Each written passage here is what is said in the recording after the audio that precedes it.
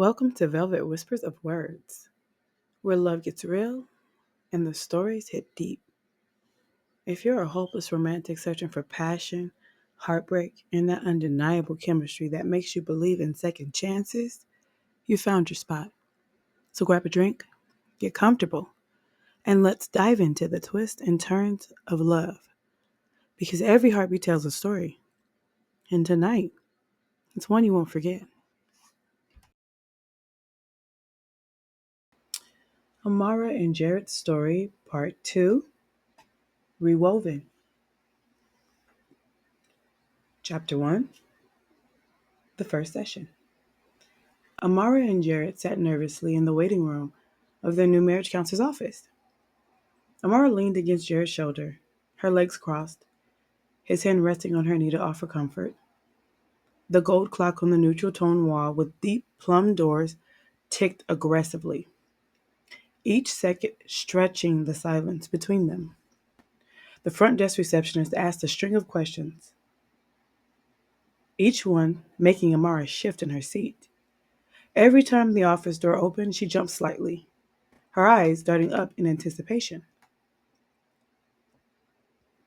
After what felt like an eternity, 30 minutes, by the relentless ticking of the clock, a warm voice cut through the tension.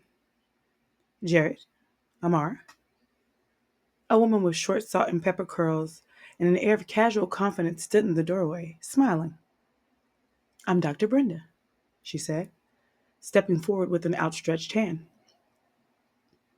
She wasted no time introducing herself, running through her credentials, experience, and approach as if she were the one being interviewed. Despite her impressive background, she had an easygoing manner, laid back, informal. Her laughter was unguarded, her jokes effortless. It was as if she had already figured out their dynamic before she even sat down. Once the logistics, payment, scheduling, confidentiality were out of the way, they were ushered into her office. The centerpiece was an oversized cream couch, impossibly plush, as if designed to swallow them whole. As they sank into it, Amara shot Jared a knowing glance. So this is her tactic. Get us comfortable enough to let our guards down, she thought. Dr. Brenda settled into her chair, legs crossed, journal in hand. She leaned forward slightly, her expression open but sharp. So, she began, eyes flicking between them. What brings you into my office? Amara exhaled, glancing at Jared before speaking. I've been really unhappy in our marriage for the last 2 years. It got so bad that I almost left. Her voice softened as she squeezed Jared's hand. But we love each other, and we want to make this work.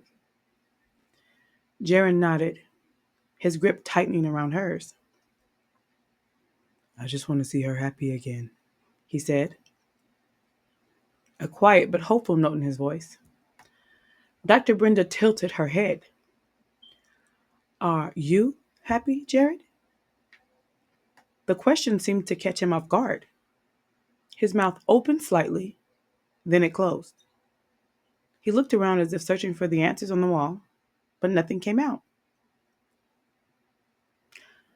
I need you both to know, Dr. Brenda continued, that while I'm here for you as a couple, I'm also here for you as individuals.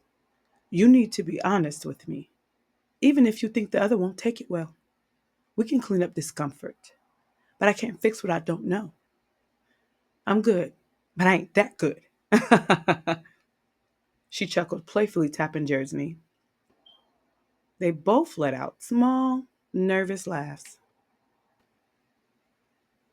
Jared straightened. I I don't think about my own feelings much, he admitted. I get frustrated sometimes, but then I let it go and focus on getting us back where we need to be. Dr. Brenda arched a brow. Is this a pattern of his? She asked Amara, as if she had already identified the dynamic. Amara's lips parted in surprise before she nodded. Very much so. And it drives me crazy. But, Dr. Brenda pressed, you also liked it, at least at one point. Am I wrong?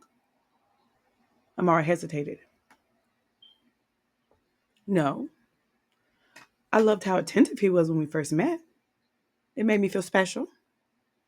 Dr. Brenda hummed thoughtfully, jotting something down in her plum colored leather journal. But as time passed, I realized he doesn't show genuine emotion unless he's prompted. And even then, he can come across as awkward.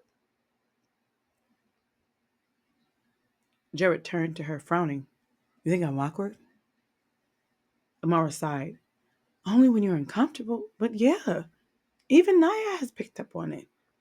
Dr. Brenda's eyes flicked up from her journal. Naya is your daughter. Yes, Amara nodded. She's 14, and she's mentioned that her dad acts a little awkward when emotions are involved. Brenda let out a deep, deliberate as she scribbled in her journal again. Jared sat up straighter. I never knew that. Dr. Brenda looked at him closely. Do emotional moments make you uncomfortable, Jared? He shifted. It's just that Amara gets really upset, and Naya is a lot like her. I don't always know how to handle those moments. Dr. Brenda set her pen down. Even after 19 years with Amara and 14 with your daughter? Jared didn't respond. He just shrugged, an almost clueless expression crossing his face. Dr. Brenda leaned back, tapping her chin with her pen.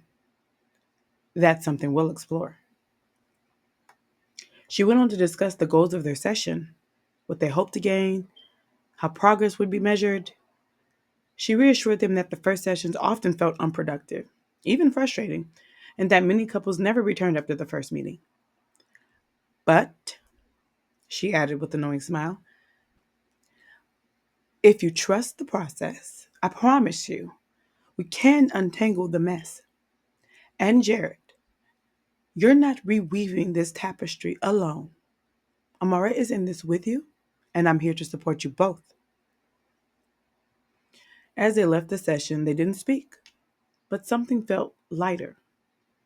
Not resolved, not even close, but lighter. Chapter 2, Unpacking the Past. I hated talking to him. It was like talking to a stranger. No love, no affection, barely any understanding. Amara cried as she spoke about her father. But did you feel loved? Dr. Brenda asked. I felt like he tried, but got lost in translation. Mmm, Dr. Brenda hummed in response. What about you, Jared?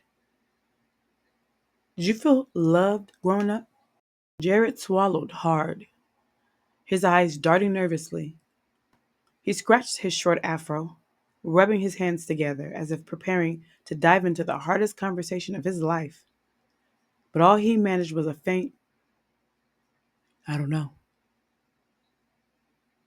Dr. Brenda leaned back, studying him. Her expression made it clear. She wasn't letting him off that easy. What do you know? She pressed. Jared exhaled. That my parents were there, he said, nodding as if that alone should mean something. There how? Dr. Brenda asked. Emotionally, spiritually, or just physically? Jared hesitated. I don't know, he finally admitted, his voice barely above a whisper. Amara threw her hands up. See? Nothing! Dr. Brenda held up a hand, signaling her to stop without taking her eyes off Jared. In that moment, he looked small, like a boy, not a grown man. Jared, she said, gently leaning forward, tell me about your childhood. She placed a firm, reassuring hand on his leg. Jared shifted uncomfortably. I had a mom and a dad, siblings. There were good times and bad times. Dr. Brenda didn't let up. Tell me about the bad times. Jared's jaw tightened as he stared at the floor. He took a long, shaky breath, knowing that opening this door might change everything. His fingers fidgeted, picking at an invisible thread on his jeans. I never felt heard, he finally whispered, a tear slipping down his cheek.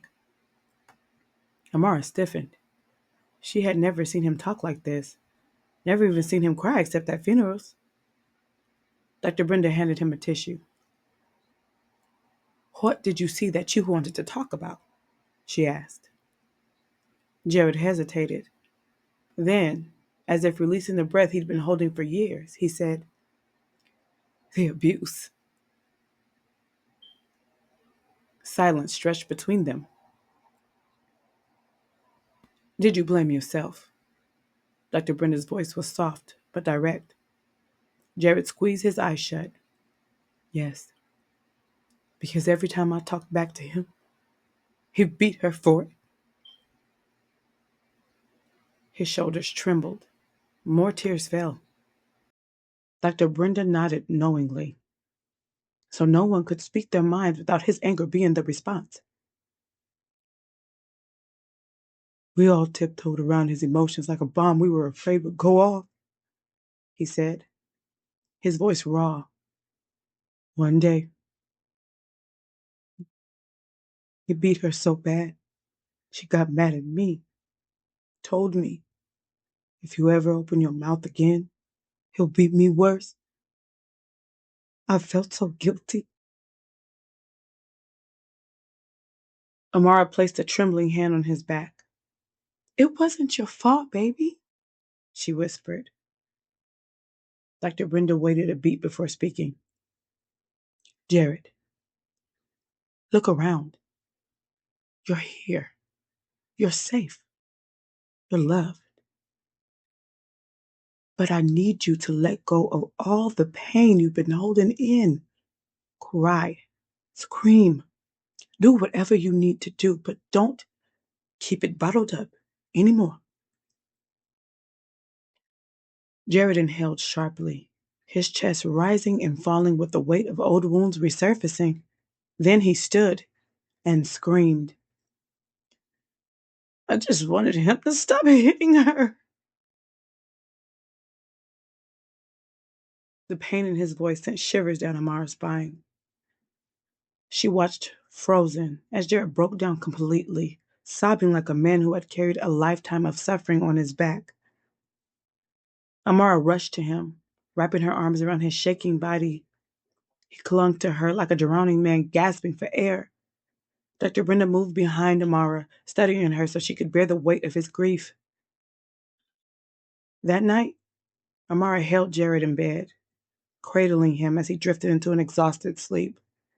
She stroked his back, rocking him gently. You're safe with me, she whispered. Chapter 3, The Breaking Point. Our childhoods affect us in relationships more than we think.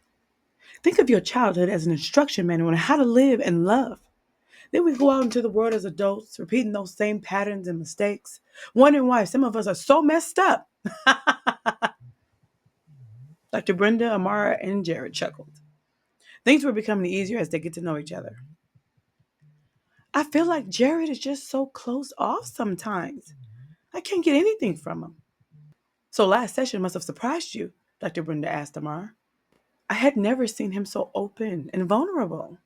I was shocked, but I felt closer to him, she admitted, looking into Jared's eyes to acknowledge his effort. How did you feel about last session, Jared? Brenda asked, adjusting her long brown cardigan. Jared sat silently for a moment, then looked up. Embarrassed, helpless, and raw. Dr. Brenda murmured thoughtfully. Why embarrassed? Amara asked. She was confused. I cried like a little girl in front of my wife, he said sheepishly. Excuse me, Brenda interjected. Men cry too, not just little girls. Jared, if you want your feelings to be taken seriously, you have to consider them yourself. I'm just not used to that kind of stuff. Most men aren't, Brenda acknowledged. But when they truly feel safe enough to be vulnerable, they release those same emotions you did. I've seen many grown men cry. Jared, you're not the first, and you won't be the last. Amara leaned forward. I feel like you're numb, Jared. But last session showed your emotions, and for the first time, I felt hopeful. I just want to see more of that in our relationship. Like passion, Dr. Brenda questioned. Yes, exactly, Amara replied. Amara, do you create a safe space for Jared to express himself? I think so, Amara answered confidently. Brenda tilted her head slightly. I ask because last session he took time getting his feelings out, but you seemed impatient. A blind man could see he was struggling emotionally, yet in that moment, you only focused on your own needs. Why is that? Amara looked stunned, caught off guard. Her eyes darted around the room as if she was searching for an escape. I just wanted to hear him say something. Is your need to hear him more important than the time he needs to process a complicated emotion?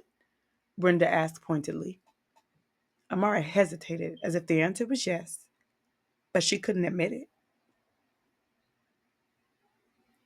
Jared, do you feel Amara can be impatient with you? Brenda redirected. Jared swallowed hard. Yes. Amara snapped her head towards Jared, crossing her arms with a sharp huff, her expression seething. Is this a pattern? Brenda pressed. Does she get upset with you when you express your feelings? Jared exhaled heavily. Yes. The warm air Amara blew from her nostrils landed on his cheek as she glared at him. Bullshit, she spat, turning to Brenda. Wanting to hear his emotions isn't selfish or impatient. I just want to know how he feels about me. How is that wrong? Amara, take a moment to note your posture and tone, Brenda said calmly. You're very angry, and all he did was answer my question honestly. How was that creating a safe space for him? Amara clenched her jaw. Hmm, maybe we should end this, since I'm such a horrible person. That's on brand for you, Jared shot back. Brenda leaned back slightly, a glint of pride in her eyes as she listened to him stand firm. Amara's mouth dropped open in shock. Every time I express my displeasure with your attitude, you threaten to leave me. I understand you want more, but that's really nothing new, Amara. When it comes to hearing me, when have you ever been interested in that? I wanted to have more kids, but you decided one was a perfect number. I wanted to rent before buying a home, but you decided purchasing was best for a newly married couple. I wanted to invest my royalties in a beachfront property for us to vacation at, but you decided it wasn't worth the money. You say you want my opinion, but for the last 19 years, you shot it down.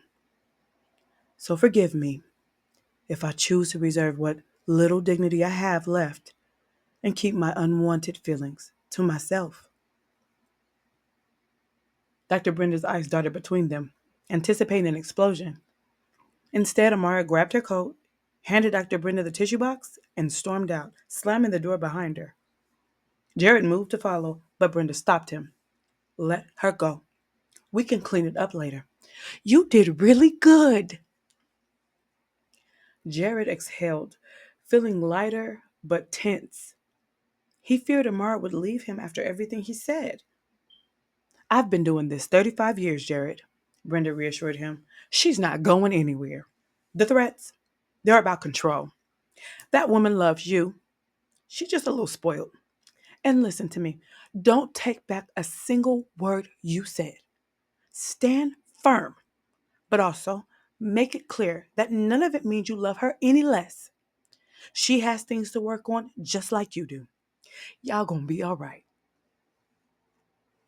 She pulled him into a warm, grounding hug before sending him on his way. 20 pounds lighter in resentment and 30 pounds heavier in confidence. For the first time in his marriage, Jared felt seen. Chapter 4. Jared's Session. As promised, Dr. Brenda had smoothed things over after the 10th session. Amari and Jared were back on speaking terms, and they had committed to a monthly date night. A small but meaningful step toward untangling the threads of their relationship. They had also agreed to individual sessions with Dr. Brenda, and today was Jared's turn. He was nervous. That big, fluffy couch and Brenda's warm, motherly tone always broke down his defenses. He was sure he'd shed a tear or two before the session was over. Jared, the man of the hour, Dr. Brenda greeted him with her usual enthusiasm. She always had a way of making him feel proud just for showing up. Ready to get started? She asked, settling into her chair and gesturing for him to do the same.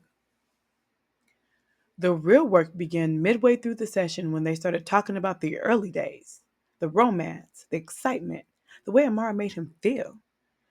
I want you to close your eyes and go back to the first day you met Amara, Dr. Brenda instructed gently.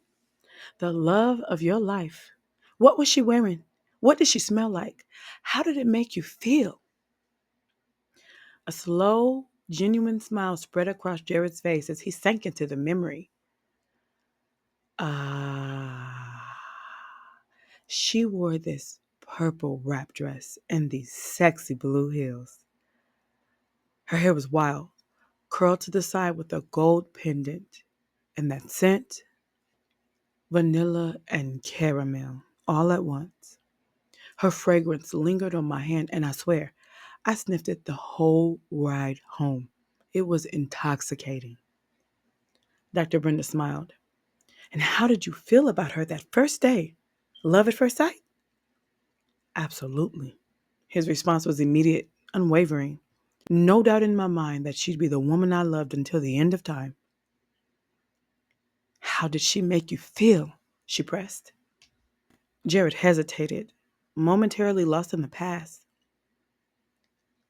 Like God favored me, he said, then let out a soft, almost embarrassed chuckle, as if the weight of that realization still surprised him. One word, Dr. Brenda encouraged. Loved. A single tear slipped from his closed eye. Like I found my best friend and a lover in the same moment. Dr. Brenda nodded. If the love you had for Amara was a song, what song would it be? Jared's smile grew even bigger. Brian McKnight's The Rest of My Life. When he finally opened his eyes, Dr. Brenda was watching him with that familiar, proud mama bear smile. She had recorded the moment and turned the screen toward him. Look at this, she said. Watch the way your face changes when you talk about her. So Jared stared at himself on the screen, seeing the raw emotion reflected back at him. That's the passion she wants to see, Dr. Brenda told him, patting his back in reassurance. Your emotional responses aren't broken. They're just fractured. Jared swallowed hard. I'm learning that. Dr. Brenda nodded. I encourage you to visit this place more often. I know your trauma has taught you to shove your feelings into a box, especially when you feel they aren't being received. But your feelings matter, Jared. You matter. He exhaled, nodding slowly. I hear you. Amara needs to feel what I felt watching you talk about her, Dr. Brenda said. I have so much hope for you, too. Jared let her words settle over him. I'll see you next session, she said warmly, walking him to the door. He gave her a small, grateful nod before stepping out, already thinking about the next steps. The final chapter. Jared didn't hesitate. As soon as he left Dr. Brenda's office, he was on a mission. He stopped by the florist, his heart pounding with anticipation. He knew exactly what to get. Amara's favorite flowers. The ones she always kept on the kitchen counter before things between them started to unravel. The ones he hadn't seen in the house for far too long. With the bouquet in hand, he drove home, his fingers drumming against the steering wheel as he replayed their conversation in his head. The way Dr. Brenda had made him relive their first meeting, the way his heart ached with longing. If there was ever a time to remind Amara of who they used to be, who they could still be, it was now. When he walked through the door, Amara was in the living room, curled up on the couch with a book. She looked up, surprised, as he stepped inside, flowers in one hand, his phone in the other. Jared? She asked, her brow furrowed in curiosity. Without a word, he placed the flowers on the coffee table and queued up the song on his phone. The first notes of The Rest of My Life by Brian McKnight filled the room, and Jared held out his hand. He ripped the head of one of the flowers out of the bouquet and placed it in her hair as he asked her to dance with me, he murmured, his voice thick with emotion. Amara hesitated, her eyes searching his. There was something different about him, something softer, something raw. Slowly, she closed her book, setting it aside, and placed her hand in his. He pulled her close, his arms wrapping around her as they swayed to the music. His lips brushed against her temple as he whispered the lyrics, his voice unsteady with feeling. I'm feeling new things every time that I hold you. I'm telling you things I would never have told you. Amara's breath hitched. She clung to him as if letting go would mean losing the moment. Her fingers traced the back of his neck, something she used to do when they would dance in the kitchen on Sunday mornings, back when their love was effortless. As the song played, their foreheads pressed together, the distance between them closing. Tears welled in Amara's eyes. She didn't fight them. When the final notes faded, Jared cupped her face, his thumb gently brushing away a stray tear. I miss us, Amara, he admitted, his voice filled with the passion she had been longing for. She exhaled shakily, her hands resting against his chest, feeling the steady rhythm of his heart. I think I like this tapestry better than the old one, she whispered, her lips curving into a small smile. Jared's breath caught. Hope surged through him like wildfire. Without another word, he captured her lips in a deep kiss, one filled with unspoken promises, apologies, and longing.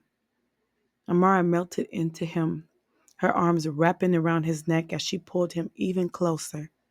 Neither of them spoke as he lifted her into his arms and carried her toward their bedroom. Tonight, they would weave something new, something stronger, something lasting. Tonight, they would rewrite their love story. The end.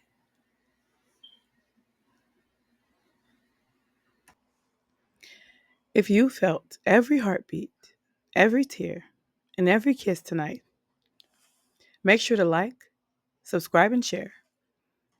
There's more love, more heartbreak, and more stories waiting to be told right here on Velvet Whispers and Words.